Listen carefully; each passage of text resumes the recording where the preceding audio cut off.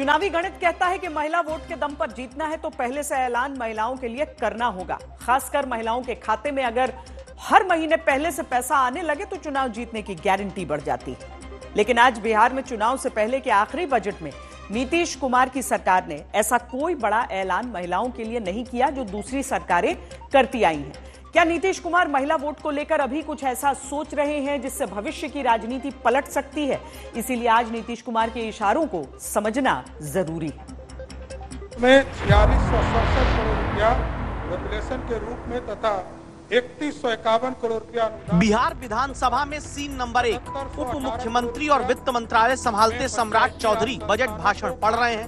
बगल में मुख्यमंत्री नीतीश कुमार बैठे हैं।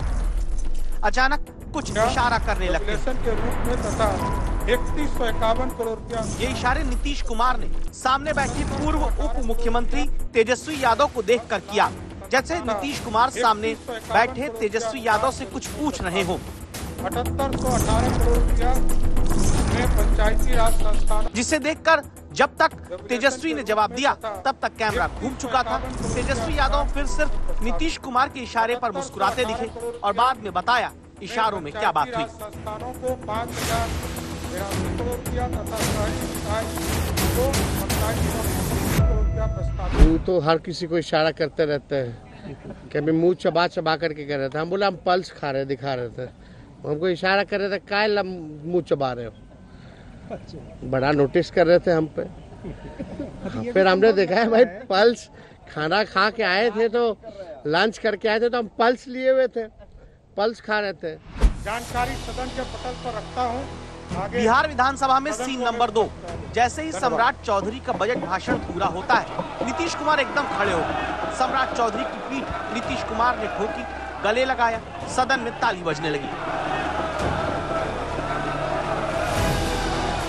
नीतीश कुमार का अचानक उठकर सम्राट चौधरी को गले लगाना, पीठ ठोकना क्या एक मुख्यमंत्री का चुनावी साल में अपनी सरकार के आखिरी पूर्ण बजट के प्रस्तुत होने की खुशी भर है या फिर इसमें कुछ सियासत?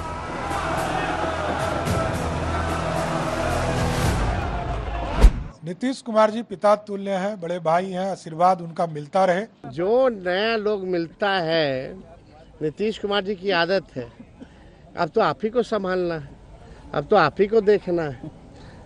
तो ये तो आदत है। अरे पीठ ठोके ना ठोके, इससे क्या फर्क पड़ने वाला है? बजट भाषण में तेजस्वी क्या खा रहे हैं, ये इशारे से पूछने वाले नीतीश कुमार बजट भाषण के बाद सहयोगी बीजेपी से डिप्टी सीएम सम्राट चौधरी को गले लगाते हैं। दोनों इशारों में क्या कोई राजनीति हो सकती है? हो सकता है आप कहें नीतीश कुमार को लेकर इतने सवालों की सियासत क्यों होती है? हो सकता है आपको लगे नीतीश कुमार को लेकर कुछ ज्यादा ही पलटने की आशंका जताई जाती है। अब ये एनडीए सरकार की रणनीति है, आत्मविश्वास है या फिर नीतीश कुमार का कोई पेच? क्योंकि नीतीश कुमार खुद ही हाल में महिला संवाद यात्रा कर चुके हैं। वो जानते हैं कि महिला मतदाताओं का इशारा इन दिनों किस तरफ है। बिहार में कुल 7 करोड़ 64 लाख मतदाता हैं, जिनमें 4 करोड़ पुरुष, 3 करोड़ 60 लाख महिला वोटर हैं। बिहार में बजट पेश होने से 24 घंटे पहले तेजस्वी यादव महिला वोट को लेकर दांव चलते हैं। हम चाहते हैं कि आप महिलाओं के लिए भी, भले ही आप माई बहन मान योजना का कॉपी कर लीजिए, लेकिन 2500 रुपए उन माताएं बहनों के खाते में दे।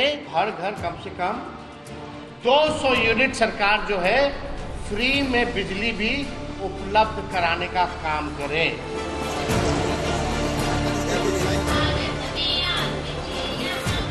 महिला वोट कितना अहम है, इसे इस बात से समझिए कि मध्य प्रदेश में लाडली बहना योजना की 6 किश्त चुनाव से पहले खाते में पहुंचा दी गई, तो बीजेपी की बम्पर जीत महिला वोट से हुई। महाराष्ट्र में लाडली बहना योजना की 5 किश्त पहुंचा दी गई, बड़ी जीत एनडीए को मिली। झारखंड में हेमंत सोरेन सरकार ने भी 3 किश्त मैया योजना के तहत महिलाओं के बैंक अकाउंट में पहुंचाई, जीत हेमंत सरकार की हुई। दिल्ली में यही काम अरविंद केजरीवाल नहीं कर पाए, वो सिर्फ वादा कर पाए। महिला वोट इस बार इसलिए नहीं सधा, न सरकार बनी। तो अब सवाल है कि यह गणित जानकर भी लाडला मुख्यमंत्री कहे गए नीतीश कुमार की सरकार ने लाडली बहना जैसी योजना का ऐलान बिहार में अभी क्यों नहीं किया?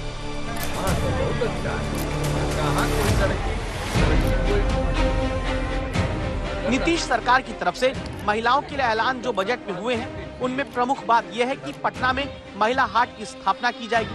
बिहार के सभी बड़े शहरों में वेंडिंग जोन में महिलाओं की अलग जगह होगी। पटना में महिलाओं के लिए जिम ऑन व्हील्स होगा, जिसमें ट्रेनर महिला होंगी। सभी शहरों में महिलाओं के लिए पिंक टॉयलेट होगा। महिलाओं के लिए पिंक बस चलाई जाएगी।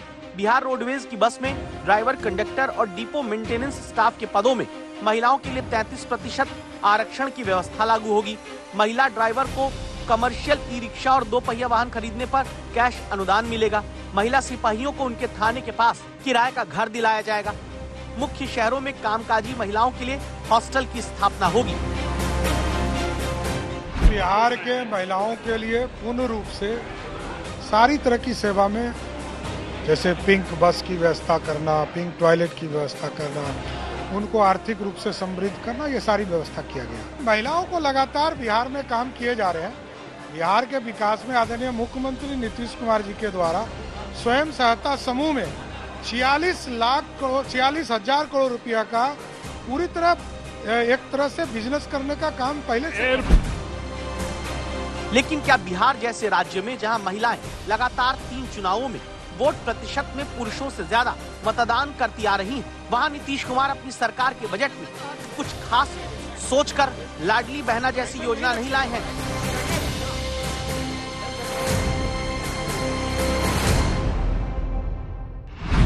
याद कीजिए बिहार में जातीय गणना का वो सियासी दौर।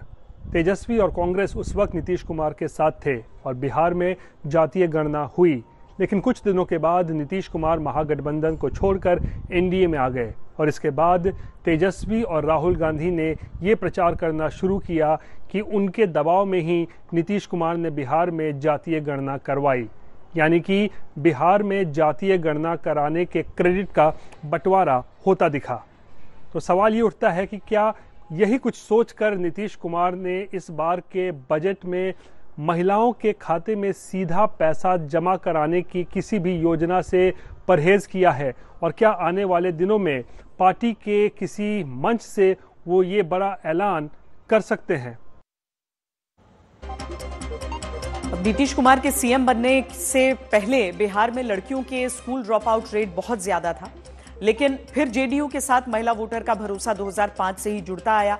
इसकी वजह रही पंचायती राज, स्थानीय निकायों में महिलाओं के लिए आरक्षण, जीविका दीदी योजना हो या स्कूली छात्राओं को साइकिल बांटने की योजना। शराबबंदी जब नीतीश सरकार ने कराई तो गरीब और निम्न मध्य वर्गीय महिलाओं का वोट नीतीश कुमार के समर्थन में बढ़ता चला गया।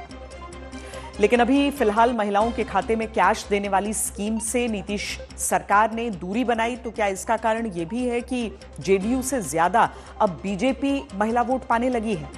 चुनाव आयोग के अनुसार 2010 में 53% पुरुषों ने बिहार में मतदान किया था, जबकि महिलाओं के 54.5% वोट पड़े थे।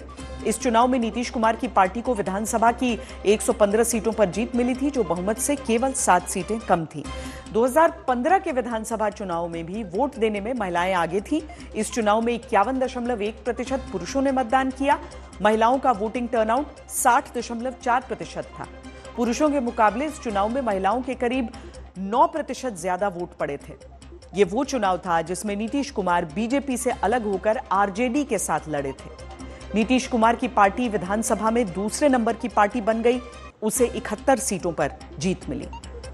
2020 के चुनाव में पुरुषों के 54.6% वोट पड़े थे, जबकि 59.7% महिलाओं ने इस चुनाव में मतदान किया था। इस चुनाव में नीतीश कुमार की पार्टी तीसरे नंबर पर पहुंच गई। उसे केवल विधानसभा की 43 सीटों पर ही जीत मिली। एनडीए में जेडीयू का प्रदर्शन सबसे खराब था। नीतीश कुमार की पार्टी ने 2020 में 22 महिलाओं को टिकट दिया था, जिनमें से केवल 6 महिलाएं चुनाव जीतकर सदन पहुंच पाईं। बीजेपी ने इस चुनाव में 13 महिलाओं को मैदान में उतारा था और उसे 8 सीटों पर जीत मिल गई थी। यानी आंकड़ों के अनुसार महिला वोटर का भरोसा बीजेपी पर बढ़ रहा है। तो क्या इसीलिए नीतीश कुमार के बजट में फिलहाल लाडली बहना जैसी जिताऊ योजना का प्रस्ताव नहीं दिखा, या फिर नीतीश कुमार ये चाहते हैं कि चुनाव थोड़ा नजदीक और आए तब वो अपने पत्ते खोलें?